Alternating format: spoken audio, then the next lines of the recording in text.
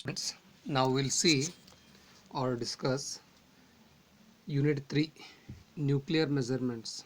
So in this chapter we are going to get 15 total marks, and this 15 marks, one 10 marks question will be there and one 5 marks question.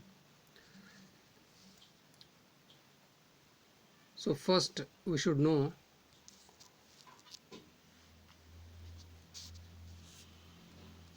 radiation. So radiation means uh, radioactive materials we know emit nuclear radiation, which mainly consists of four particles. They are alpha, beta, gamma, neutrons.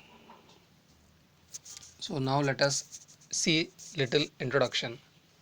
A lot of instrumentation is needed to measure the amount of radioactivity encountered in nuclear research work and for tracking of radiated alpha, beta and gamma particles.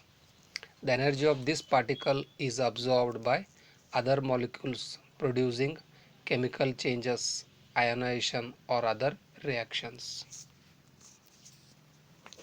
Types of radiation. As I told just now, the different types of radiations are alpha particle radiation, beta particle radiation, gamma particle radiation, neutron particle radiation. Now in detail we will see what do you mean by alpha particle. The alpha particle is a helium nucleus consisting of two protons and one neutron. It has a mass of 62 into 10 raised to minus 27 kg of weight mass and carries a positive charge of 3.2 into 10 raised to minus 9 coulomb. The alpha particle is the heaviest and slowest, travels at a speed of 1 divided by 100 of the velocity of light. Next we'll see beta particle. It is an electron with a mass of 9.03 into 10 raised to minus 31 kg and a charge of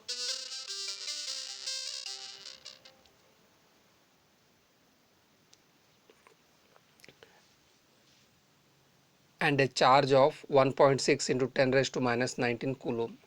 Since beta is much lighter than alpha, it has a speed of approximately equal to light. Gamma particles. Gamma particles are electromagnetic radiations with a wavelength of 0.03 to 3 angstrom. Gamma particles travel at the speed of light, and because of shorter wavelength they have great penetrating power. Neutron particles. The mass of neutrons is between alpha and beta particles. The speed of neutron may be high or low depending upon the source from which they are emitted. Neutron has no charge and very difficult to detect. Geiger-Müller tube.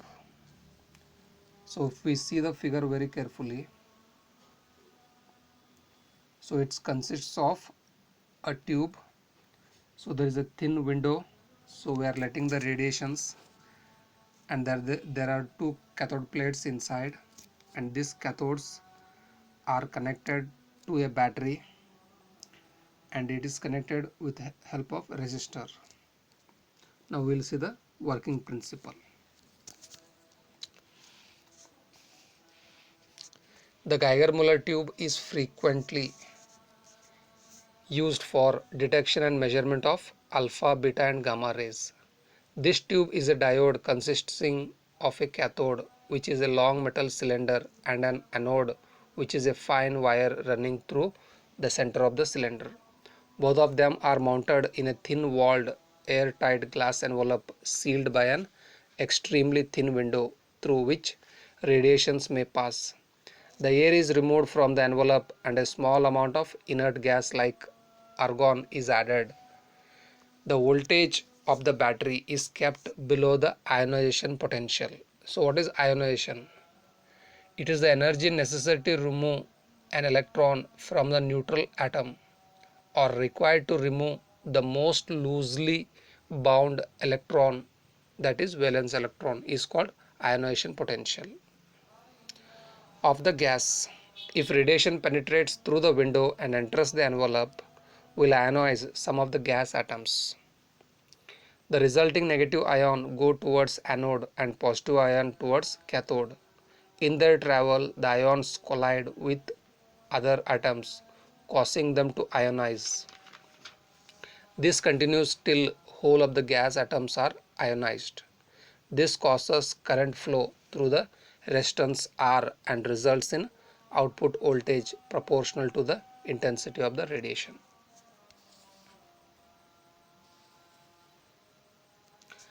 Ionization chamber.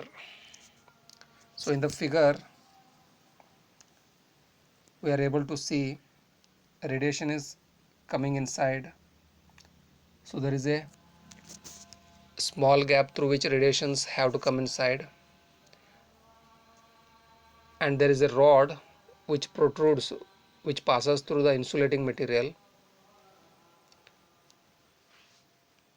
and rod is acting as one electrode and the two metal cylinders acting as another. They are joined to battery and it is connected to a resistance, and here we are getting the output voltage. So whatever the output voltage we are getting across the resistor is directly proportional to the amount of radiation that is entering inside the chamber.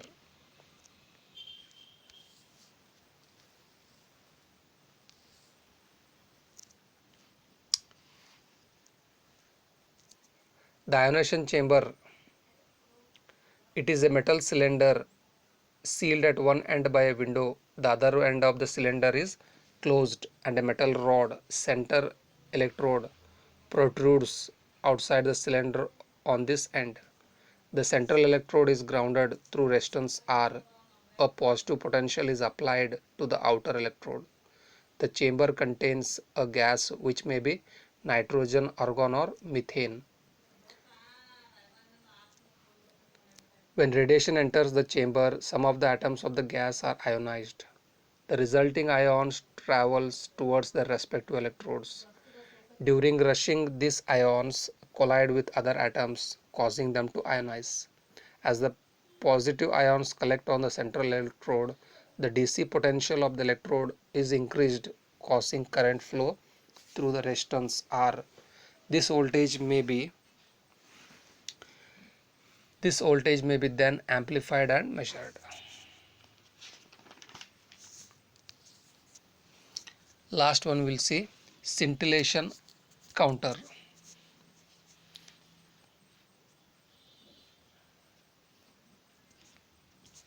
So if we see the figure,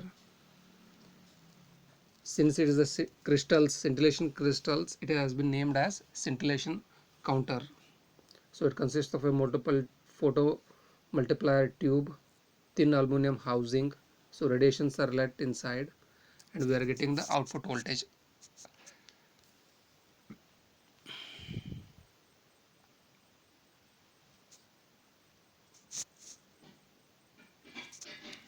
Certain crystals such as zinc sulfide, sodium iodide, anthracene and naphthalene etc.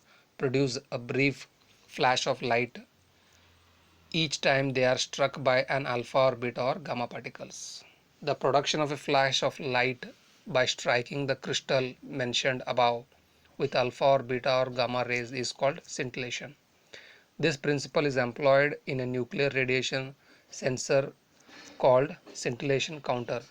Now every time a radiation strikes the scintillation crystals, a tiny flash of light is produced. The flash of light is amplified by a photomultiplier incorporated in the scintillation counter. Thus each particle produces a pulse of anode current at the output of the photomultiplier. The output of the photomultiplier is applied to a high-speed electronic counter which counts each tiny flash generated by the scintillation crystals. Thus, by counting the number of pulses in a given period of time, the intensity of radiation may be detected.